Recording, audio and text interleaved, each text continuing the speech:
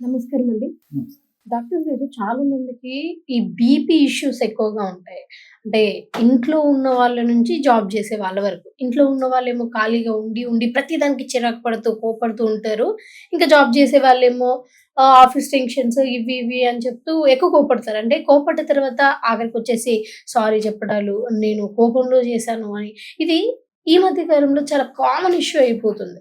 So, అలా ఈజీగా BP పెరగడానికి ఏంటంటారు రీజన్? మానసిక ఒత్తిడమ్మా. మానసిక ఒత్తిడి ఇలాంటివి జరిగినప్పుడు ఏమైతుందంటే బాడీలో కార్టిసాల్ అనేటువంటి హార్మోన్ లెవెల్ పెరిగిపోతుంది. హ్మ్. సో, కార్టిసాల్ అనేటువంటి హార్మోన్ లెవెల్ పెరిగినప్పుడు రక్తనాళాలు సంకోచిస్తాయన్నమాట. హ్మ్. ఎప్పుడైతే రక్తనాళాలు సంకోచిస్తాయో బీపీ ప్రెషర్ ఎక్కువైపోతుంది. దాన్నే బీపీ అని చెప్పి చెప్తుంటారు. హ్మ్. సో, మానసిక ఒత్తిడి కూడా ఒక ప్రధానమైన కారణము. హ్మ్. అదేవిధంగా రెస్ట్ లేకపోవడము, ఆహార పదార్థాల్లో ఉప్పు, కారం, మసాలాలు ఎక్కువ తీసుకోవడం ఇవన్నీ హ్మ్. కూడా మరి ఈ బీపీ పెరిగేందుకు కారణభూతం, హేతుభూతం అవుతాయన్నమాట. ఓకే. అయితే ఇప్పుడు చాలా మందిలో చూసుకున్నట్లయితే మంచి ఫుడ్ తిన్న వాళ్ళైనా సరే, మంచి ఫుడ్ తినని వాళ్ళైనా సరే, వాళ్ళకి ఓపిక చాలా తక్కువుంటుంది. ప్రతి దానికి ఇరిటేట్ అవుతూ ఉంటారు. దానికి రీజన్ ఏంటి మరి? అదే దీనికి వీళ్ళు తీసుకునేటువంటి ఫుడ్ అంటే మంచి ఫుడ్ అంటే వాళ్ళు అనుకుంటుంటారు కానీ మంచి ఫుడ్ అని. హ్మ్. సో దానివల్ల పోషకభరితమైన ఆహారం అయితే పర్లేదు కానీ మనం వండేటువంటి విధానం సరిగ్గా లేకపోవడం చేత ఆ హ్మ్. యొక్క ప్రభావం మన దేహం మీద మనసు మీద పడడం చేత హ్మ్. మనసుకు సంబంధించినటువంటి ఇలాంటి ఇబ్బందులు, కోపము, ఇరిటేషన్ ఇలాంటివన్నీ కలుగుతుంటాయమ్మా. హ్మ్. కాబట్టి ఫర్ ఎగ్జాంపుల్ ఉప్పు గురించి చూసినట్లయితే మనం డైలీ యాక్చువల్గా 5 గ్రాముల ఉప్పు మించి తీసుకోకూడదమ్మా.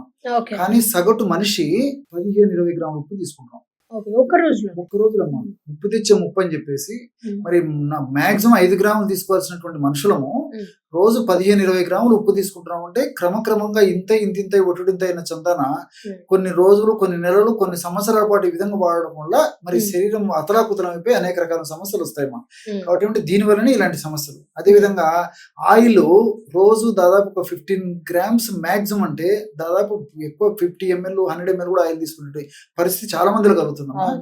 కాబట్టి ఏమంటే దాదాపు 10 గ్రామ్స్ 15 మాక్సిమం 10 గ్రామ్స్ ఈ మధ్య కాలంలో ఇంకా తగ్గించడం వాడమని చెప్తున్నారమ్మా. హ్మ్. సో అలాంటిది ప్రపంచ వైద్య సంస్థ, అదే వరల్డ్ హెల్త్ ఆర్గనైజేషన్ వాళ్ళు, ప్రపంచంలో మేధావులు చెప్పేటువంటి పరిస్థితిలో ఆయిల్ ఏదైతే ఉందో అంతకంటే కూడా మనము సగటున వాళ్ళు చెప్పేదానికంటే కూడా 5-6 రెట్లు ఆయిల్ ఎక్కువ వాడుతున్నాం. దీని వల్ల కూడా ఇలాంటి సమస్యలు వస్తున్నాయి అన్నమాట. హ్మ్. సో మనం తీసుకునే ఆహార పదార్థాల యొక్క ప్రభావం మన దేహం మీద ఉండడం చేతనే సరిగ్గా వాటిని సద్వినియోగం చేసుకోలేకపోవడం చేతనే ఇలాంటివి కలుగుతున్నాయి. అయితే డాక్టర్ గారు ఇంట్లో ఉన్నప్పుడు నాన్నగారు లేకపోతే అమ్మో ఏదైనా అరిచినప్పుడు కొంచెం మంది భయపడుతూ ఉంటారు. కాళ్ళు చేతులు వణుకుతా ఉంటాయి. అయితే వాళ్ళకు ఎంత చెప్పినా గాని వినరు. మీకు బీపీ వచ్చిందేమో హాస్పిటల్‌లో చూపించుకుందాం అంటే, లేదు నేను చిన్నప్పటి నుంచే ఇట్లనే కోపం చూపిస్తా అని అంటూ ఉంటారు. మరి అసలు బీపీ వచ్చింది అని అనడానికి మనకెట్లా తెలుస్తది? అండ్ ఇది నార్మల్ కోపమే అని అనడానికి ఎట్లా తెలుస్తది?